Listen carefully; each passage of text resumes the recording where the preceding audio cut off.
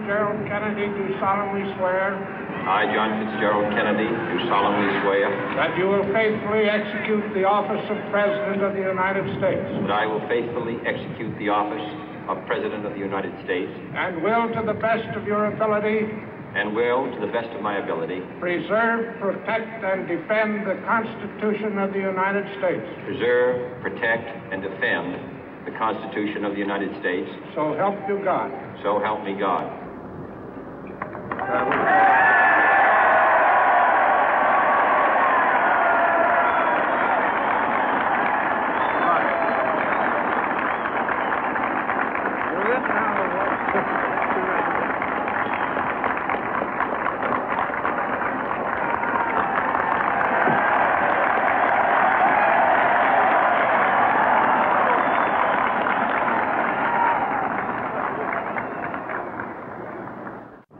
Vice President Johnson, Mr. Speaker, Mr. Chief Justice, President Eisenhower, Vice President Nixon, President Truman, Reverend clergy, fellow citizens. We observe today not a victory of party, but a celebration of freedom, symbolizing an end as well as a beginning, signifying renewal as well as change. For I have sworn before you and Almighty God the same solemn oath our forebears prescribed nearly a century and 3/4 ago. The world is very different now, for man holds in his mortal hands the power to abolish all forms of human poverty and all forms of human life. And yet the same revolutionary beliefs for which our forebears fought are still at issue around the globe. The belief that the rights of man come not from the generosity of the state, but from the hand of God. We dare not forget today that we are the heirs of that first revolution. Let the word go forth from this time and place to friend and foe alike that the torch has been passed to a new generation of Americans born in this century, tempered by war, disciplined by a hard and bitter peace, proud of our ancient heritage, and unwilling to witness or permit the slow undoing of those human rights to which this nation has always been committed and to which we are committed today at home and around the world.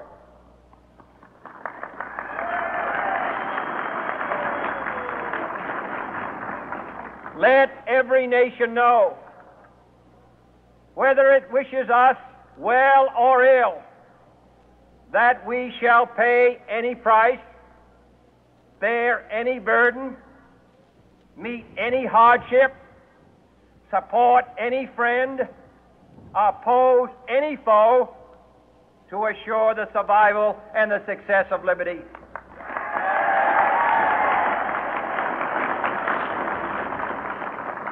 This much we pledge and more. To those old allies whose cultural and spiritual origins we share, we pledge the loyalty of faithful friends. United, there is little we cannot do in a host of cooperative ventures. Divided, there is little we can do, for we dare not meet a powerful challenge at odds and split asunder. To those new states whom we welcome to the ranks of the free, we pledge our word that one form of colonial control shall not have passed away merely to be replaced by a far more iron tyranny. We shall not always expect to find them supporting our view, but we shall always hope to find them strongly supporting their own freedom, and to remember that in the past, those who foolishly sought power by riding the back of the tiger ended up inside.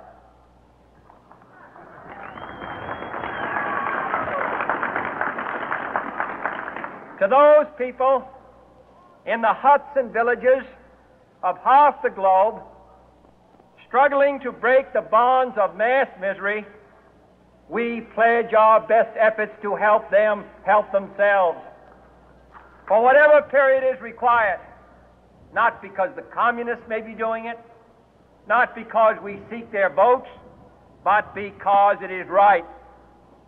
If a free society cannot help the many who are poor, it cannot save the few who are rich.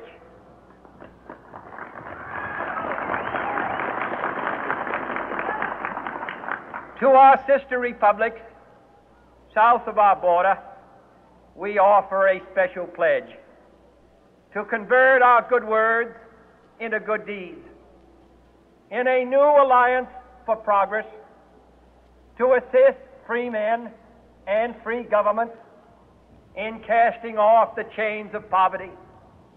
But this peaceful revolution of hope cannot become the prey of hostile powers. Let all our neighbors know that we shall join with them to oppose aggression or subversion anywhere in the Americas. And let every other power know that this hemisphere intends to remain the master of its own house.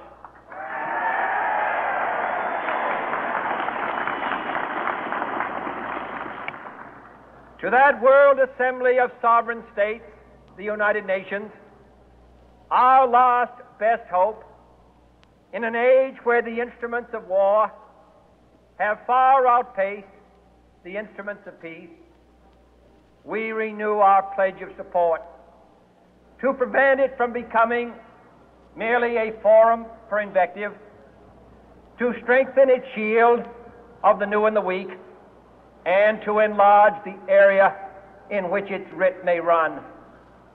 Finally, to those nations who would make themselves our adversary, we offer not a pledge, but a request that both sides begin anew the quest for peace. Before the dark powers of destruction, unleashed by science, engulf all humanity in planned or accidental self-destruction, we dare not tempt them with weakness, for only when our arms are sufficient beyond doubt can we be certain beyond doubt that they will never be employed. But neither can two great and powerful groups of nations take comfort from our present course, both sides overburdened by the cost of modern weapons, both rightly alarmed by the steady spread of the deadly atom, yet both racing to alter that uncertain balance of terror that stays the hand of mankind's final war. So let us begin anew, remembering on both sides that civility is not a sign of weakness, and sincerity is always subject to proof. Let us never negotiate out of fear, but let us never fear to negotiate.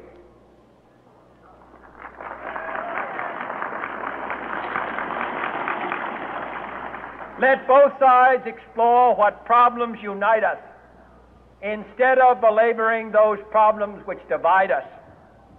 Let both sides, for the first time, formulate serious and precise proposals for the inspection and control of arms, and bring the absolute power to destroy other nations under the absolute control of all nations.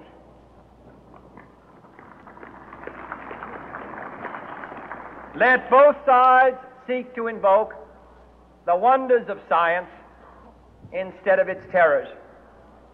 Together, let us explore the stars, conquer the deserts, eradicate disease, tap the ocean depth, and encourage the arts and commerce.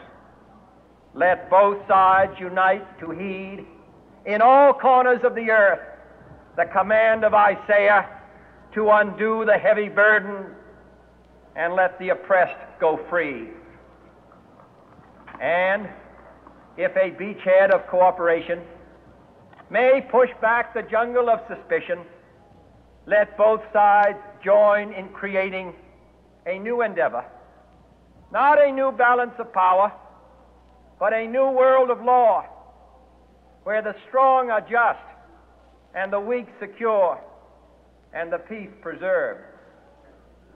All this will not be finished in the first 100 days, nor will it be finished in the first 1,000 days, nor in the life of this administration, nor even perhaps in our lifetime on this planet.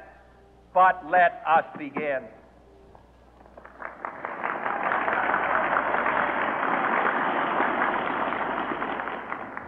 In your hands, my fellow citizens, more than mine, will rest the final success or failure of our course. Since this country was founded, each generation of Americans has been summoned to give testimony to its national loyalty. The graves of young Americans who answered the call to service surround the globe. Now the trumpet summons us again, not as a call to bear arms, though arms we need, not as a call to battle, though in battle we are, but a call to bear the burden of a long twilight struggle, year in and year out, rejoicing in hope, patient in tribulation, a struggle against the common enemies of man, tyranny, poverty, disease, and war itself. Can we forge against these enemies a grand and global alliance, north and south, east and west, that can assure a more fruitful life for all mankind? Will you join in that historic effort?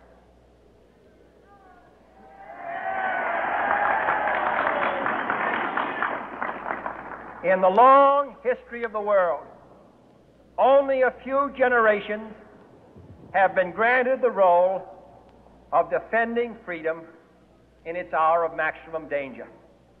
I do not shrink from this responsibility. I welcome it.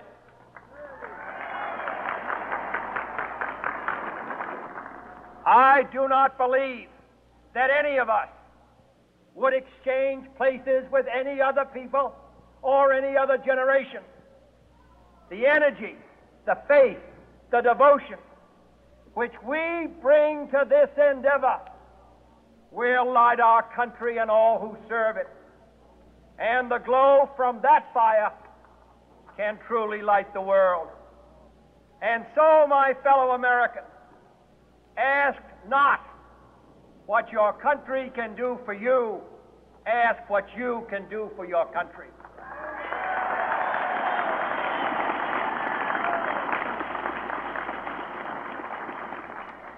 My fellow citizens of the world, ask not what America will do for you, but what together we can do for the freedom of man.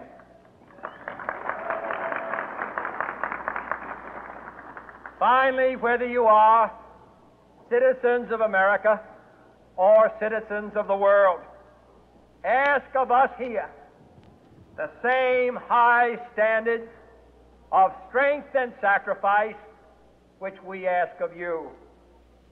With a good conscience, our only sure reward, with history the final judge of our deeds, let us go forth to lead the land we love, asking His blessing and His help, but knowing that here on earth, God's work must truly be our own.